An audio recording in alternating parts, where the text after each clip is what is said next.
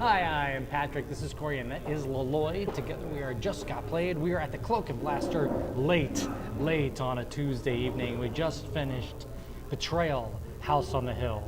We played the original version. We did not play the expansion, although we have the expansion sitting there. Join us for a little Betrayl, not completely unlike Lloyd every time he plays any game with anyone. That's true.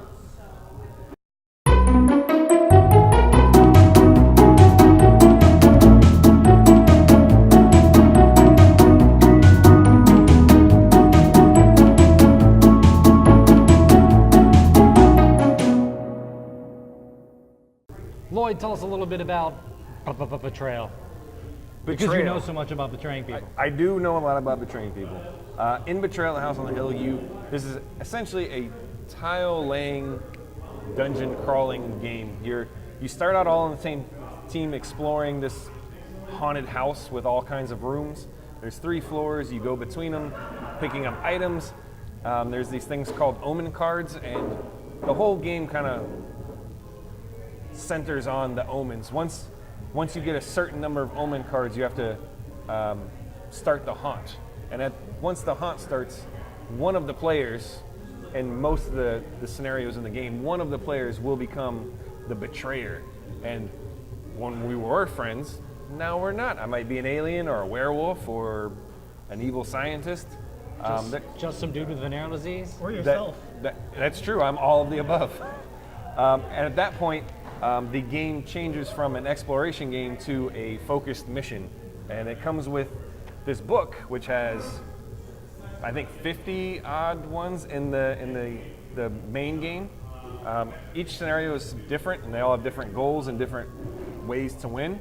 And the cool thing is that there's a book for the betrayer and there's a book for the good guys. And you kind of split off into your own little teams and figure out what your end goal is. And that's pretty much the game.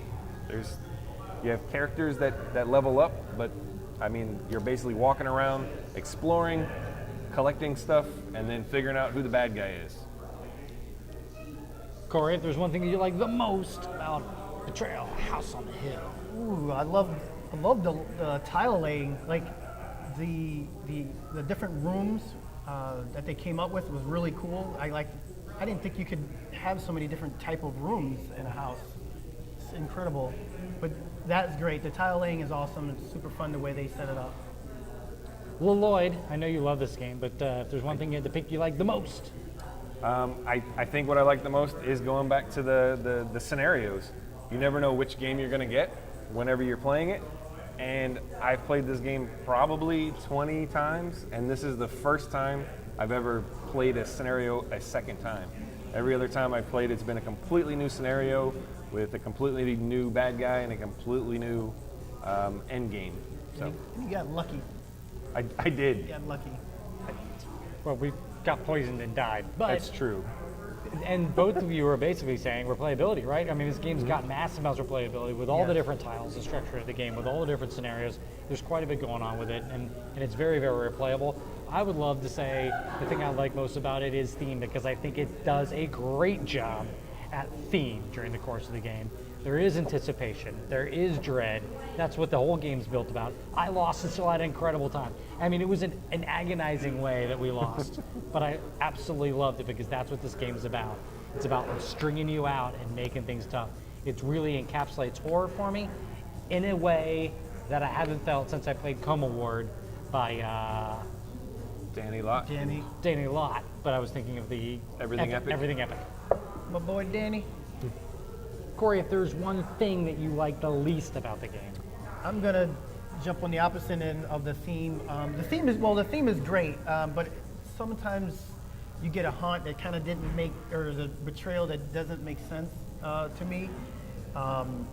But other than that, I mean, and the opportunity of someone who's new to Betrayl becoming the betrayer is a little bit too much for that new player to take on people who've played the game. Oh, I see. I know that what was you're two saying. things, Well, but I really, they equal playing field for me. So I see what you're saying. Yeah, Yeah. somebody that is brand new playing this, that has to be the betrayer, has to really know what they're doing to be able to do it and do it well. So you still build tension. or at least know how to be some sort of a gamer. I mean, like at a certain level of gaming, I guess, Make sure you read the book. or know how to read. I played this with my kids when they were younger, and if they got to be the betrayer, I just became the betrayer. Like I Yeah. ignored what it said and like, all right, you guys go off and play together with your mom, and I'll be the bad guy. So you can swap out. You don't have to necessarily be what the storybook tells you is the betrayer. You can just have like, okay, it's my game. Nobody else has played before. I'll be the bad guy and do it. So there is ways to do You it. could house rule it. You can. Nice variation. If you had to pick one thing you like the least, Lloyd, it would be. Going back to the scenario book, there's so many scenarios. They're not all winners. Some of them are. There's so much content that some of them contradict things that you. So if you've played it one way the entire time, you now have this whole new set of rules that maybe contradict exactly what you were doing, or even between two different scenarios. You play, and one scenario tells you to do something, and then it's a little bit unclear in the next game because the previous game broke completely different rules. Because I think this is written by multiple designers. Like a bunch of people wrote this design book. Collaborated. I believe so. They all kind of chipped in different stories and different scenarios. So there is some disconnect between them that leads to some confusion, especially if you're a newer player that doesn't have the gamer background. I can't think of one thing that I really dislike about the game. I guess there's little things that you can say. The little on this particular version of the game, there's little sliders that go on your card, and they're a little loose. But I mean, that's really nitpicking. The only thing I can think of that I really would say, and it's tough, is it's rough. I think most scenarios are very, very difficult to be successful if you're not the betrayer. I think some of these dice rolls are going to be very, very difficult and very challenging, but I like the way that works. I like the fact that it's a difficult game and it's a hard game. So that would be the thing I would think I would like the least, but man, I like the way it works with the game. So I'm going to say nothing. I like nothing the least. I really enjoyed this game.